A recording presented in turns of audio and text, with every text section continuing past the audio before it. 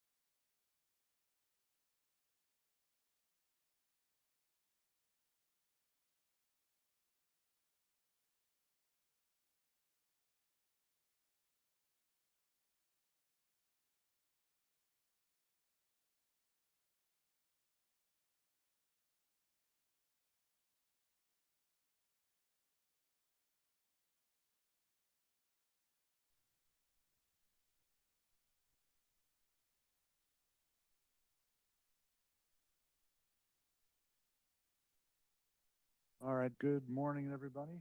8:14. We'll get started here in 1 minute. Hope everyone can see us and hear us.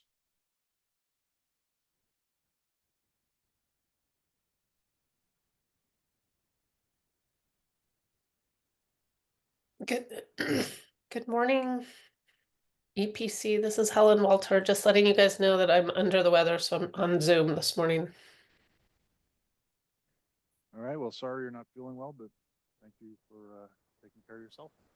Thanks, you guys. And this is Craig. I'm here as an observer. Morning, Craig. All right, it's 8:15. Have an EPC meeting. So, meeting called to order. Sorry about the fire drill and 8:15 meeting and all that stuff. We'll somehow we got the dates crossed.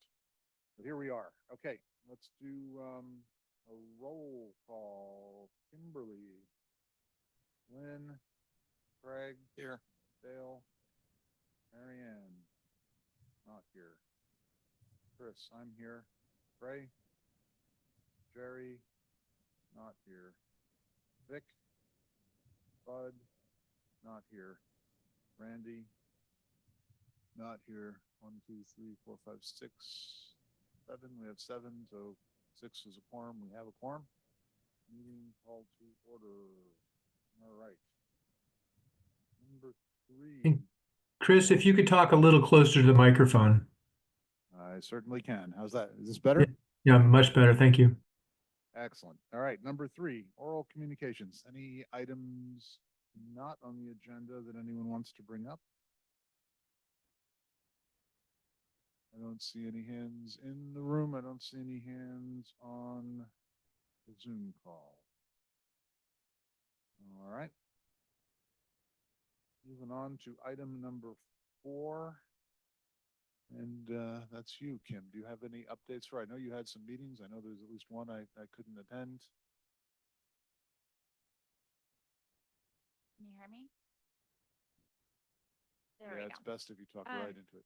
Yeah, so our EOP EOC subcommittee met was that last week? Days are running into each other. So that was held on Thursday, the 24th of April, minus Chris. And we reviewed a few things. We reviewed the 2017 EOP comments based on some of the subcommittee members brought some comments on that older plan to the table for a discussion. And we reviewed some of those.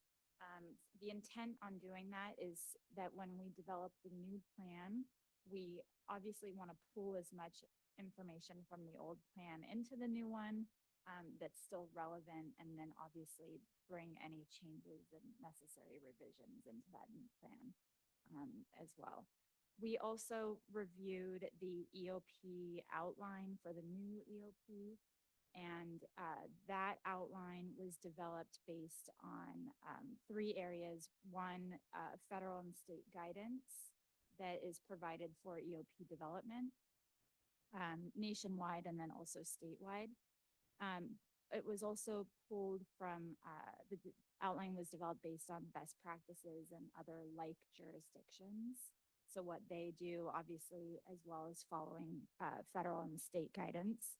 And then also, like I said, that 2017 EOP and just pulling some of the outline that was designed in that plan. So the new updated outline is drafted. We have not adopted the outline. We'd like to set a meeting with fire to discuss some of the coordination that might happen between Unified Command and Portola Valley's EOC first before we kind of move forward with adopting the outline and moving forward with actually drafting the new plan. And I think just a couple of questions came out of the meeting. Do you want me to present them now, or? I think so. I think it's appropriate to do. Is that appropriate? So would we need like full council to approve and the new outline like to adopt the new outline to move forward with the development of the new draft? Like, how does that work with town plans? That's a really good question. I don't know what's required, but I certainly recommend at least we have our subcommittee of the council look it over and give us guidance. And if they want to chime in, they're both online. Okay. Good morning. So Craig Taylor and I think Craig, you were on the subcommittee meeting as well for the outline, as I recall, right? That's correct. So I think we both would be fine with moving forward with the outline, but I don't want to speak for Craig. Like, I am fine with moving forward with the outline as it is. I thought it was appropriate. Yeah, my suggestion is that you just run it by the town manager quickly. I mean, I'm fine with it as well. I think it's great.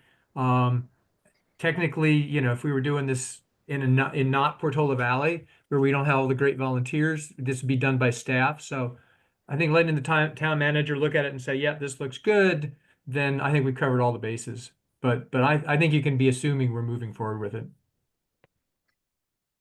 All right, thank you. And so let's coordinate, you and I, Kim, how we get it in front of the town manager. Okay, sounds good. Perfect. And I think that was it, unless any other subcommittee members want to chime in from the meeting or the update. Okay. All right, thank you. That's it. Great, sounds like good progress. I don't see any hands up in the online audience. So let's move on to Woodside Fire, who comes to almost, maybe not even almost, comes to every single meeting. Thank you guys so much. We try our best. We try our best. Good morning.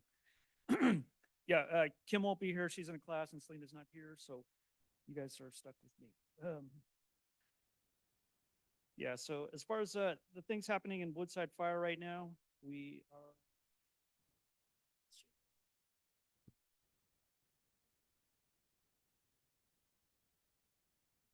pointed items here. So at a recent board meeting, we adopted the LRA map ordinance that CAL FIRE had put out. So that got passed at last Tuesday's board meeting. So that'll now be submitted to the state under the time period it's supposed to be. We just finished up our recruitment process where we've hired one lateral firefighter coming from, he's actually out of Tennessee.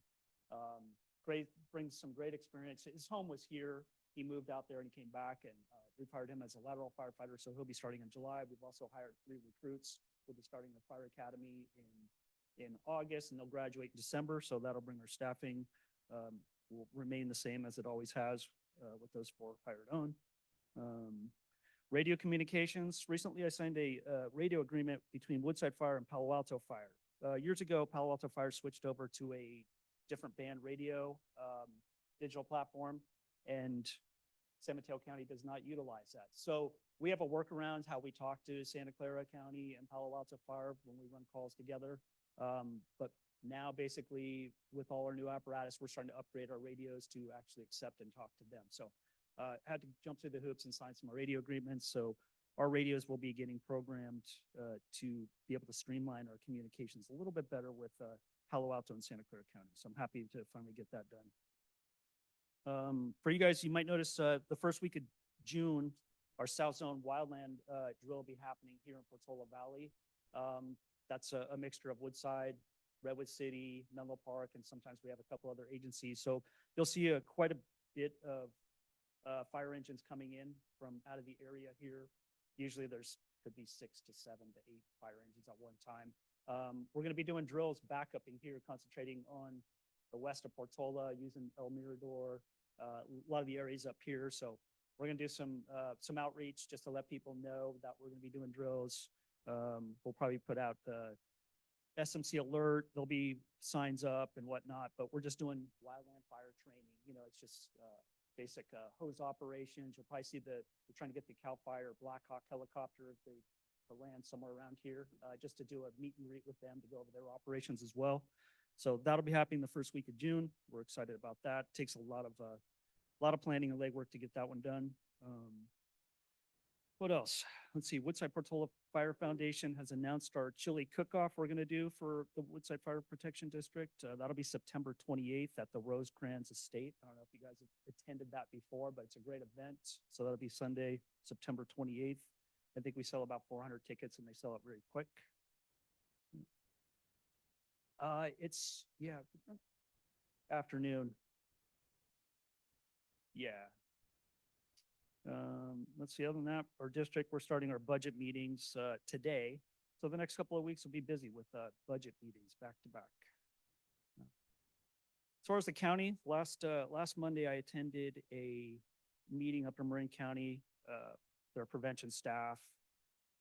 It was to see how the Marin County, Wildfire Prevention Authority was formed. I don't know if you guys are familiar with that. Years ago, back in 2018, they had an idea to come up with the JPA and pass they put a measure on the ballot for the whole county to be part of a JPA to basically go after a parcel tax to help fund all their wildland mitigation in the entire county. They have 19 agencies involved. Out of the 19 agencies, 17 of the 19 agencies are actually involved in this. The measure passed when they took it to vote by the county in 2020, and it passed with a 70.8% vote.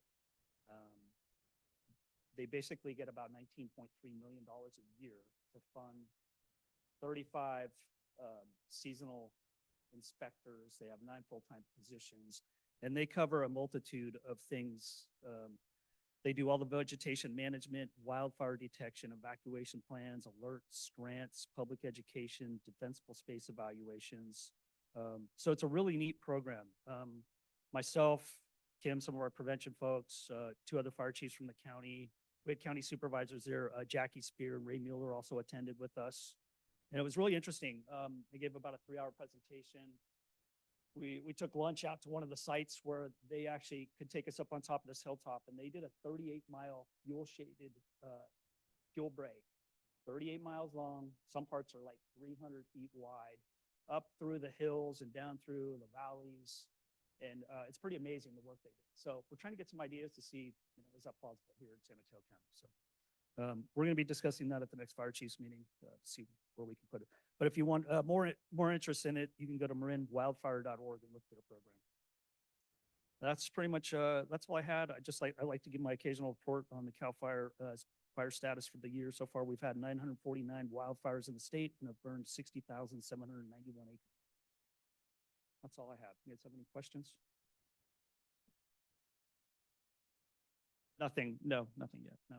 They just did a control burn up in part of Hutter Park at the beginning of the week. Did some burn pile. It's not a control burn, but it was just some burn pile. So that was it. So the statistics you gave, up or down over last year, and what's the definitely outlook? up from last year. Yeah, from this time. Yeah, just with the Palisade fires, whatnot that started early in January. So yeah. What's the outlook? You know what? I haven't heard a definitive outlook yet. Usually, the state will come out and say something. I haven't heard that yet.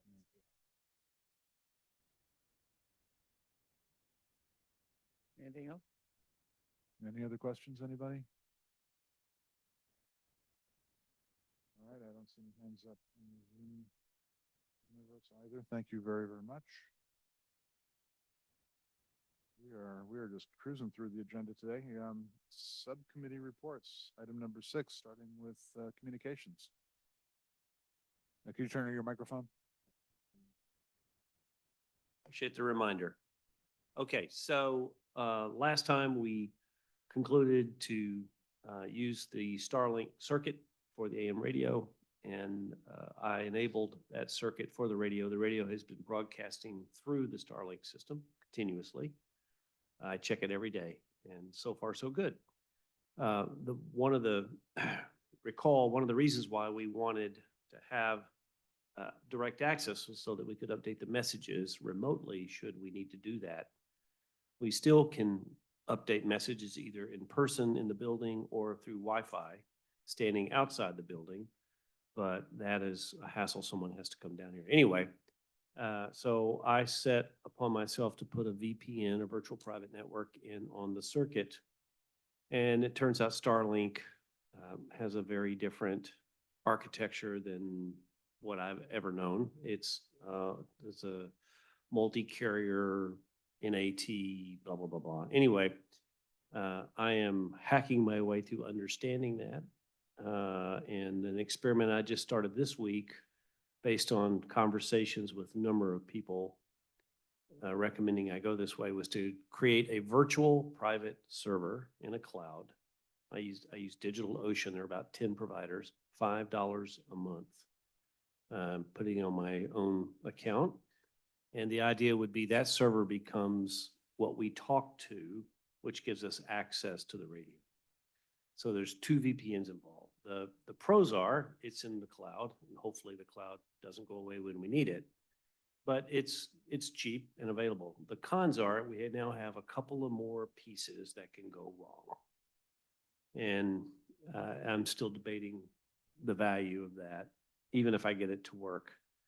I leave you with that. Maybe the question I come back and we try to pursue getting a normal internet circuit for the radio instead of a Starlink circuit for the radio, just from the complexity and difficulty of keeping it alive. So anyway, that's my report. All right. Thank you. Any comments from anybody? Yeah. Anybody want to try it? No. Yeah, anybody else? Anybody else want to start hacking into the cloud-based server? All right. Well, thanks for doing that right here. By a factor of 10, the most qualified among us to make that happen. Thank you.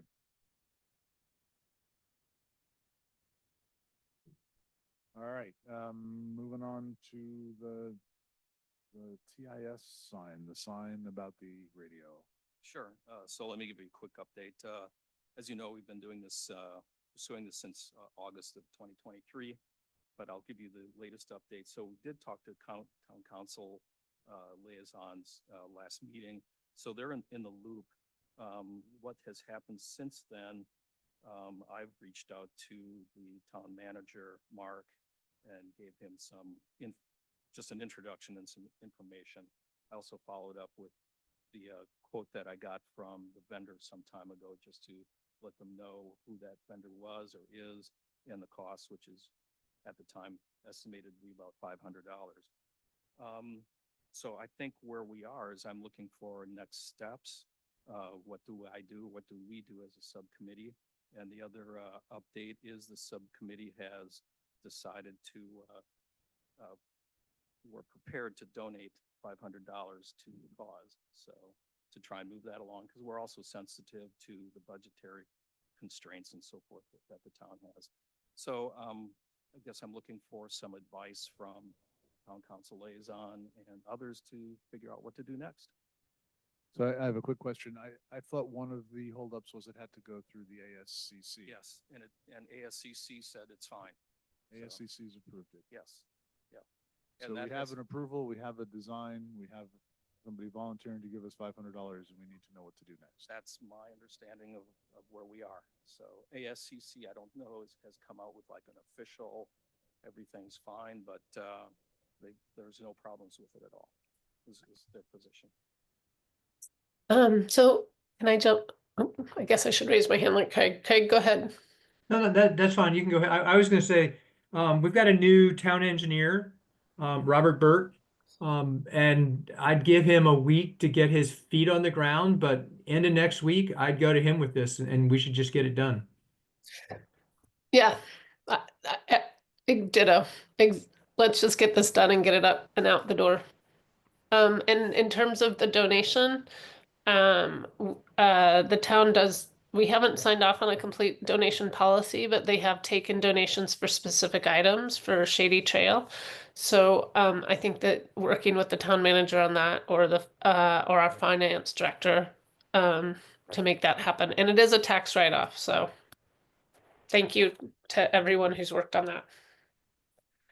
All right, thanks. So I'll follow up with those two things. Great. Well, it sounds like from the earlier emergency operations plan, we also need to have a meeting with the town manager. Maybe we can have one meeting and have Sounds a great. couple of agenda items. Sounds good. Excellent. Thank you very much. That's a lot of progress.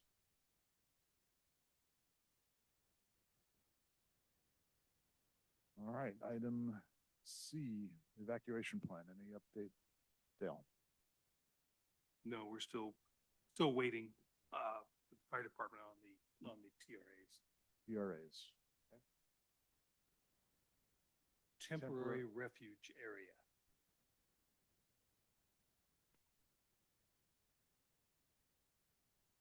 Right.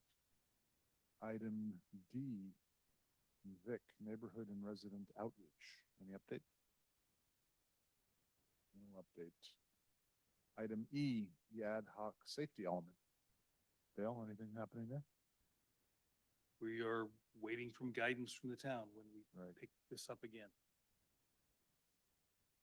And item F is an update on the EOPOC. I'd separately agendized that and already given the report. Anything you want to add? Second chance at the mic? No updates from the town. All right, that is actually the end of our agenda today. We flew right through it. Unlike usual, we'll pull it in. Did we forget to have a motion to approve? Yeah, we did do the minutes. Well, I don't know if we can bring that up as other business or not. It seems to me that that's a reasonable thing. The minutes were included in the package. So why don't we go ahead and do that here at a close? And anyone Look good to wanna- me. Anyone have a motion to approve the minutes? So moved. All right, I have a Second. Second, good. I sent a correction to Lynn and she has it. So there's one correction. Any other discussion, changes? So with the correction, all in favor? Aye.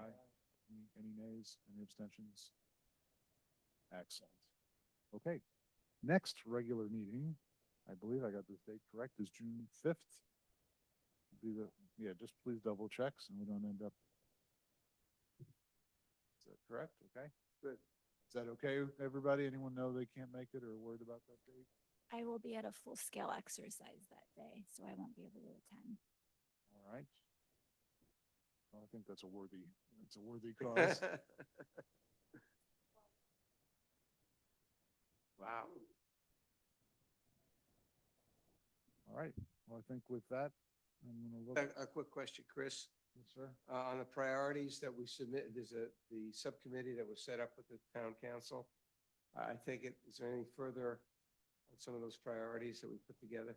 We should make that an agenda item again for next week. I guess the way I was looking at it, we've gotten the first two things that we were gonna do. We've been working through them. Kim reported on how we're doing on the EOP. Ray's reported on how we're doing getting hold of the AM radio and implementing that. So now let's take it to the next level and it'll be on the agenda for next time. And it obviously would be very helpful if the existing town manager, acting town manager and so forth has a chance to give us some input on that as well, too. I agree. So I think what we'll do, we already have two needs for a meeting with the town manager. We can make sure that's part of that discussion. And I hope that I can get together with Council Member Walter and Taylor between now and next time and just kind of review where we are. We'll have that subcommittee of the town council and we'll go over the priorities and discuss next steps.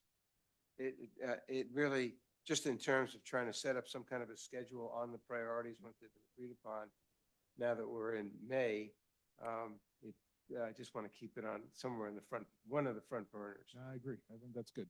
But I also think of the four, we're working on two, which Yeah, is that's good and right. bad for Which is great. a few meetings later. So, but agreed. Let's just keep it. Thank current. you. All right. Any last comments? Anyone in the room? Go ahead. Just forgot to mention June 27th is the PVARC Field Day and our Emergency Communications Day. Or 28th, sorry, June 28th. And we hope to have that at Station 8 again, and I'm seeing a yes from the chief, so that's the plan. So we'll set up, Set up a station and CERT will be there, and anyway, just like we did last year. roughly, we set up between 8 to 10, 2, 8 to 3, and something then like, the event is 10 to 2-ish. yeah. Very good. All right. Any other comments in the room, in the audience, on Zoom? All right. Do we have a motion to end the meeting? Second? No. Second. All right. All in favor? Thank you, everybody. Thanks, guys. Thanks, everyone. Hey, Chris, before I put an email out to the town manager, can you just call me I'll sometime? give you a call. I will give you a call. Thank you. Thank you. Bye-bye. Bye.